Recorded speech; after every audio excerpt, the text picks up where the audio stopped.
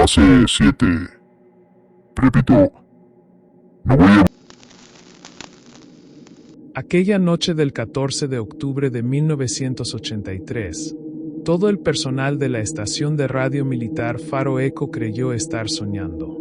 En un rincón olvidado de los Andes, a más de 3.000 metros de altura, una transmisión interrumpió el silencio de la madrugada. Una voz familiar, distorsionada y desesperada, rompió la estática. No voy a volver. Mateo Luján era un operador de comunicaciones militares. Hombre disciplinado, reservado y condecorado. Había sido asignado a una operación especial en 1978, en la frontera sur, cuando desapareció sin dejar rastro. Ni el clima extremo, ni la búsqueda exhaustiva lograron encontrarlo. Las hipótesis oficiales hablaban de una avalancha o deserción. Pero algo no cuadraba. Mateo conocía esas montañas como la palma de su mano. Nunca se hubiera desorientado, y mucho menos habría huido. Amaba el servicio. Durante años, su caso quedó archivado, hasta que, 5 años después, en la misma frecuencia que usaba, alguien volvió a hablar. 2:17 de la mañana. Carlos Mesa, joven operador recién asignado, se encontraba de guardia. Estaba por quedarse dormido cuando escuchó el sonido de una estática distinta. No era una interferencia común. La señal tenía patrones, pausas, repeticiones. Luego, una voz. Aquí base 7. Repito, estoy en el punto frío. No voy a volver. Carlos se quedó paralizado. Era la misma frecuencia que había usado Mateo. Su voz sonaba alterada, pero claramente reconocible. Activaron la grabadora. Llamaron a los superiores.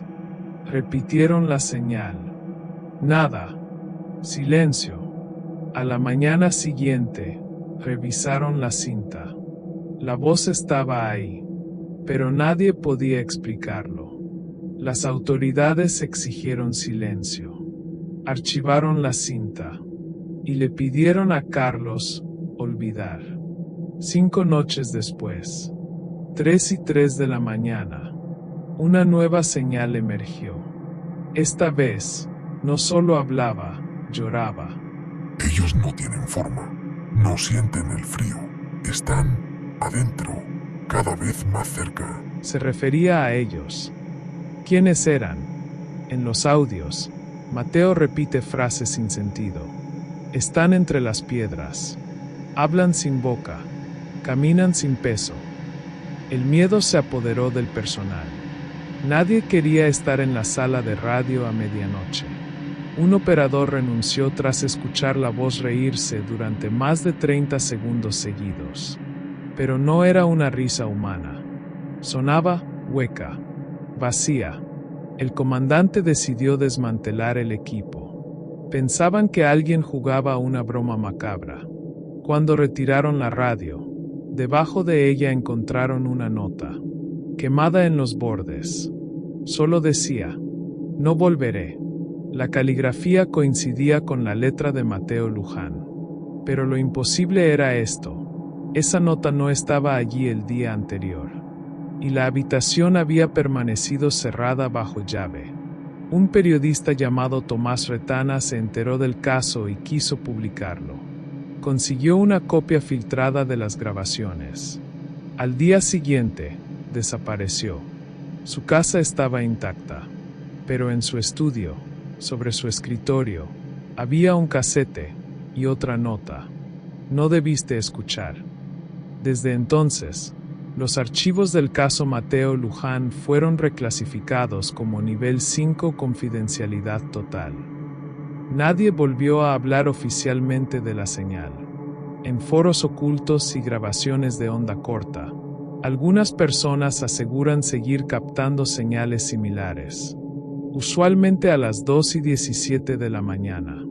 Y todas terminan igual. No voy a volver.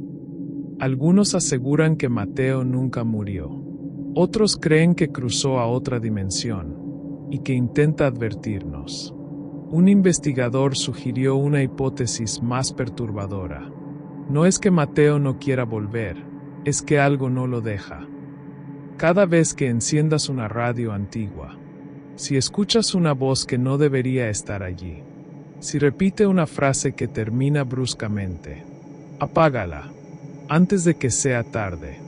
Suscríbete, me voy porque si quiero volver.